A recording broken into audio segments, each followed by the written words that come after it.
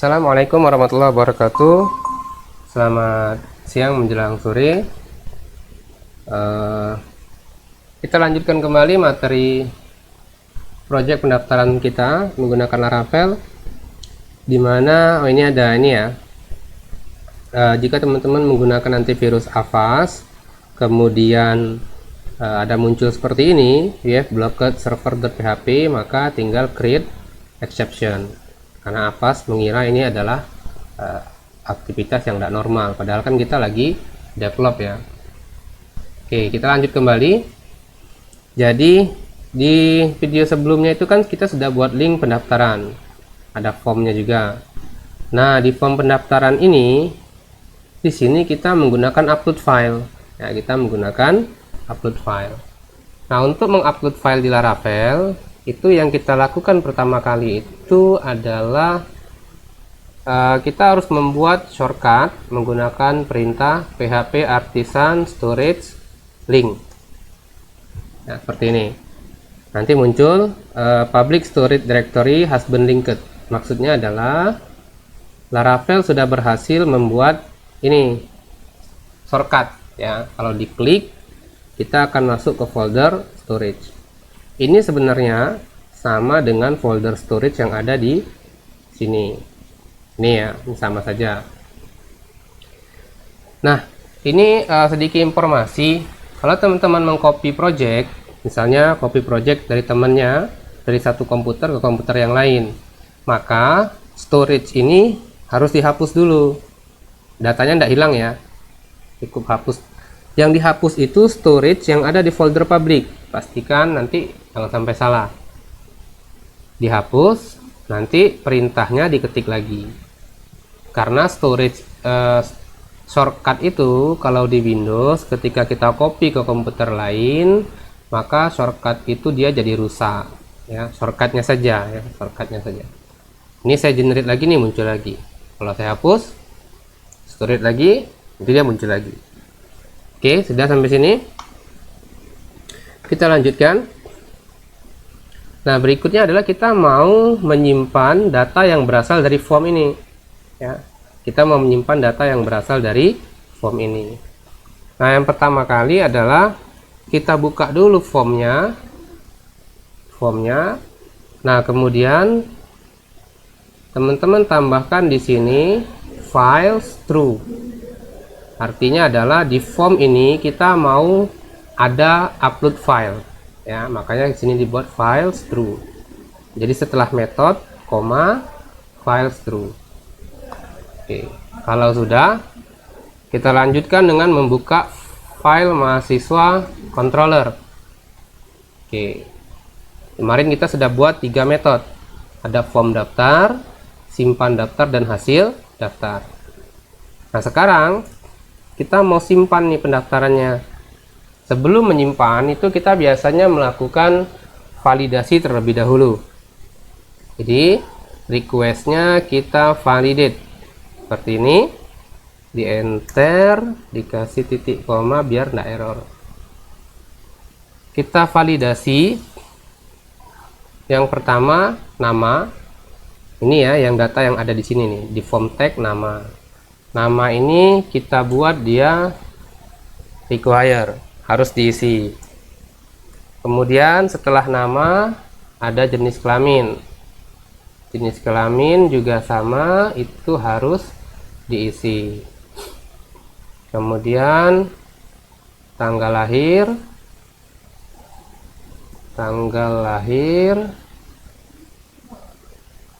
harus diisi. Boleh di copy paste saja seperti ini. Setelah tanggal lahir itu ada email require, dan formatnya harus format email. Kemudian setelah email ada password. Untuk password itu require, lalu ada asal sekolah, foto, dan jurusan ID. Asal sekolah juga harus diisi, kemudian foto, Nah, kalau foto ini bukan cuma harus diisi, tapi kita harus periksa tipenya. Tipenya harus PNG, JPG, atau JPEG. Terakhir itu ada jurusan ID. Required. Oke, jadi datanya kan tidak boleh kosong ya. Semua datanya harus diisi. Kalau sudah membuat validasi, berikutnya adalah kita akan memproses upload filenya dulu. Kita akan memproses upload filenya dulu. Untuk upload file kita bisa buka dokumentasi Laravel upload file. Oke, di sini kita cari store ya, file upload. Nih gampang kok ngupload file kan, tinggal gini aja. Nih. Nah, avatarnya ganti dengan foto. Karena kan nama kita yang ada di form ini kan foto, bukan avatar ya. Oke, foto. Ini foldernya. Misalnya foto mahasiswa misalnya gitu. Oke, udah selesai. Baru kemudian kita buat objek mahasiswa, new app mahasiswa. Kemudian kita isi datanya satu-satu. Kalau ini nama sama dengan request nama, kemudian jenis kelamin sama dengan request jenis kelamin. Ini satu-satu saja enggak apa-apa, biar kebiasain ngoding ya. Mahasiswa, tanggal lahir, request tanggal lahir, kemudian mahasiswa email, request email. Email ini kan harusnya kita validasi ya, validasi unik. Nanti kita coba, kita tambahin nanti. Email kan tidak boleh sama. Setelah email ada password. Kalau password kita menggunakan bcrypt. Bcrypt kita isi dengan request password, biar passwordnya dienkripsi. Mahasiswa asal sekolah, request asal sekolah. Mahasiswa foto. Nah, kalau foto kita bukan nyimpan yang requestnya, tapi patch-nya, lokasi fotonya ya di patch. Mahasiswa, jurusan ID, ini sama, request jurusan ID. Terakhir baru mahasiswa, save, simpan. Tadi email kita mau validasi unik ya, unik. Email itu harus unik di tabel mahasiswa. Nama kolomnya email, ini dihapus saja. Jadi emailnya itu tidak boleh sama dengan yang ada di tabel mahasiswa ya. Oke, selanjutnya kita bisa coba lakukan pendaftaran. Contohnya di sini namanya Abdul Rahim, pria, kemudian ini tanggal lahir, bebas isi saja. Ini email, password. Nah, fotonya silakan cari file JPEG saja. Kita cari ini ya, ini logo saja, kita pakai logo. Jurusan informasi atau informatika.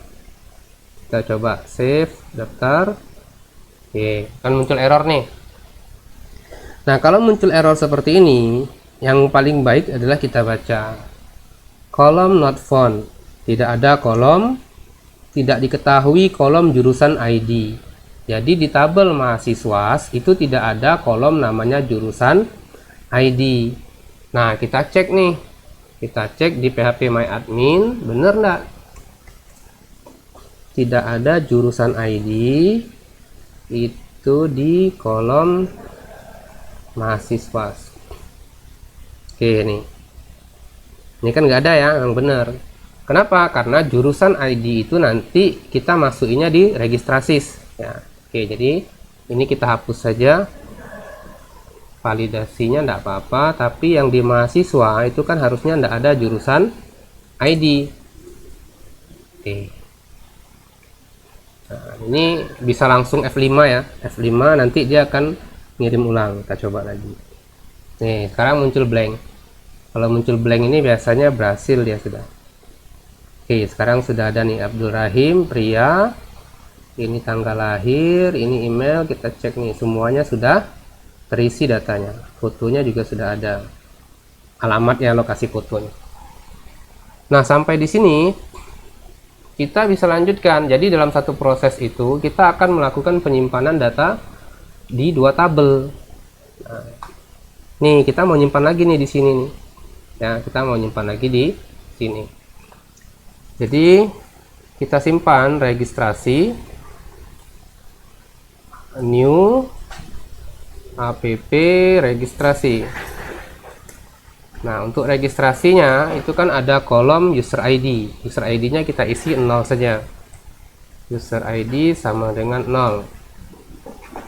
Kemudian registrasi mahasiswa ID sama dengan, nah, ID mahasiswa yang barusan kita simpan di sini. Jadi mahasiswa ID seperti ini. Kemudian jurusan, nah di sini kita baru nyimpan jurusan ya. Registrasi jurusan ID sama dengan request jurusan ID. Baru registrasi status, ini status pendaftaran ya, kita buat statusnya yang pertama itu baru.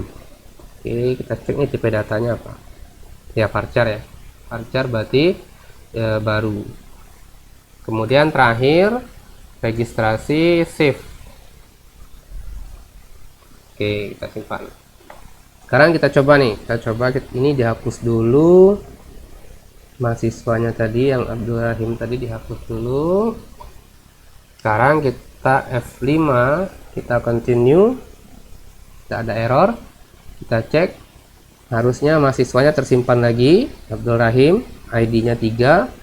Kita cek di registrasi, ID 1, ID registrasinya 1 nih, mahasiswa ID-nya 3. Jadi ini kan Abdul Rahim tadi ya, ID-nya Abdul Rahim tadi. Jurusan yang dia pilih 2, statusnya baru. Oke, berarti sampai sini proses pendaftaran kita sudah selesai. Nanti tinggal kita lanjutkan di proses berikutnya, yaitu proses untuk upload persyaratan registrasi ya, karena kan biasanya kan di pendaftaran itu ada syarat-syaratnya ya, syaratnya misalnya harus ada ijazah, SKL dan sebagainya. Nah, kalau udah selesai kita redirect, return, redirect, kita redirect dia ke daftar hasil ya, hasil daftar, sorry, hasil daftar. Ini bisa lihat di sini nih, sorry, lihatnya di rute. Di rute kita lihat nih, URL nya kan hasil daftar. Kita tambah with pesan data berhasil atau registrasi berhasil, seperti ini. Nah, ini udah selesai ya, proses pendaftaran udah selesai. Nah, kita itu sebenarnya ingin membuat bagaimana caranya ketika dia sudah berhasil daftar, nanti dia langsung otomatis login dan masuk ke halaman untuk mengupload berkas-berkas registrasi syaratnya. Jadi kan nanti kita buat nih supaya mahasiswa supaya si pendaftar ini otomatis login ya. Biasanya kan kita kalau daftar di Gmail kan, kita daftar kemudian nanti otomatis setelah daftar kita langsung masuk ke Gmailnya, jadi tidak perlu login lagi. Nanti kita akan buat seperti itu. Oke, kita akan lanjutkan lagi nanti di video berikutnya bagaimana membuat otomatis loginnya ya. Assalamualaikum warahmatullahi wabarakatuh, selamat siang.